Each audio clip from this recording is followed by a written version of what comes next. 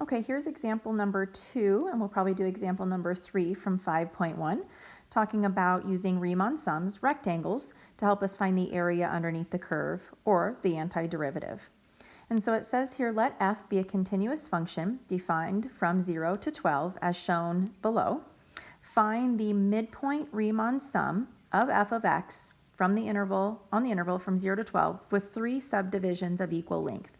So I know that I want to go from 0 to 12, that's 12 units wide, and I want to divide it into 3 different rectangles. So that's going to help us find our little widths, our bases of our rectangles. So I can find that the total interval is 12 units wide. I'm going to use 3 rectangles. That means each of my rectangles should have a base of 4. And so I have 4, 4, 4 for all my bases. Now all we have to do is find the heights of these 3 rectangles. I don't know about you, but it's kind of easier for me to visualize what's going on. So I have a little graph here. I know that we wanted to start at 0. I know that we wanted to end at 12. And I knew that each of my rectangles was going to be 4 wide. So if I start at 0 and I go up 4, and then I go up 4, and then I go up 4, those are my 3 different bases, right? And so then I'm going to have some rectangles in there with different heights. And if you look at the y values, I go 3, 7, 19, 39, 67. It looks like I'm going to go up as I go. My function is going to increase. It's also asking me on this graph to use midpoint Riemann sums, right? And so if I'm going from the middle on this first rectangle, the middle here would be right there. And then I can draw my first rectangle. The middle here, I can draw my second rectangle. The middle here, I can draw my third rectangle. And so because we're using midpoints, we can't necessarily say that this is an overestimate or underestimate. But what if I took this question and I asked you to use right endpoints? If I asked you to use right endpoints, would this be an overestimate or an underestimate? Well, if your function is increasing and you're using right endpoints, then all of your rectangles would be above, and this would be an overestimate. So if I asked you to use left endpoints, this function is increasing and you're using left endpoints, they would all be below, and so this would be an underestimate. And so they might ask you that on your test. How do you know it's an overestimate or an underestimate? Well, depending on if your function is increasing or decreasing, and then what endpoint you're using. Okay? All right, let's go back to the midpoint ones. We've got to figure out the height of each of these rectangles. Remember, the height of this first one is the y value that corresponds to that midpoint. So what x value is in the middle of 0 and 4? Well, it looks like it corresponds to the x value of 2, doesn't it? And then I want to figure out the height of my second rectangle, the y value that corresponds to what x? Well, it looks like x equals 6, right? And I want to do the third rectangle. The height of my third rectangle corresponds to the y value that happens to be the x value that's in between 8 and 12. So what is that, 10? And so I can find the y value when x is 2. I can find the y value or the height of my second rectangle when x is 6. And I can find the y value when x is 10 of that third rectangle. So that's what I'm going to do in order to figure out the 3 heights of my 3 different rectangles. F of 2, f of 6, and f of 10.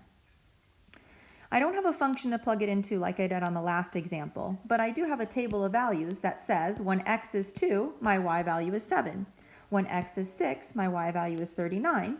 And when x is 10, my y value is 103. So I can use my table of values this time to find my heights. So I have base times height, base times height, base times height. And I can estimate that the area underneath this curve, the antiderivative from 0 to 12, is 596. Middle of the road estimate, not an overestimate or an underestimate necessarily, but somewhere kind of in between. Okay. Let's do another one in this video, example number 3. It asks us to do the same kind of idea. We want to use midpoint Riemann sums for the function x cubed plus 1 over the interval from 0 to 4 using 4 subdivisions of equal length. So I know that I want to go from 0 to 4, that's 4 units wide. I know that I want to divide it into 4 different rectangles, which means each of our rectangles should be 1 unit wide.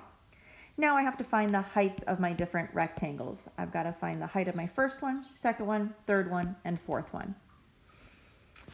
I have a function, an x cubed plus 1 function, and I kind of graphed it over here. I know that I wanted to go from 0 to 4, and I knew that each one is going to be 1 wide, but I want to use midpoints.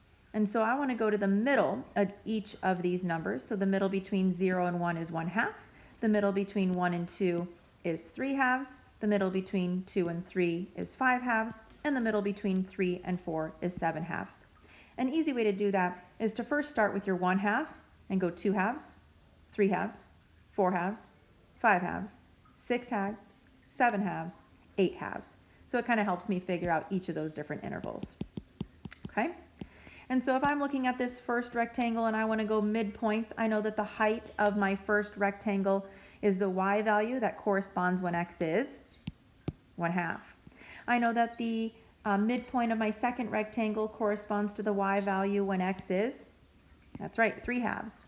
The next one has a y value when x is 5/2, and my last rectangle has a height when x is 7/2.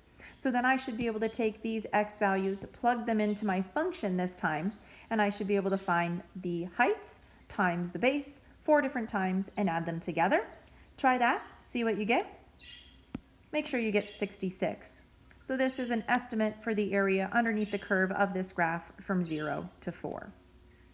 Practice using your Riemann sums, because eventually I'm going to ask you not to stop at 4 rectangles. I'm going to ask you to do an infinite number of rectangles because I want to get an exact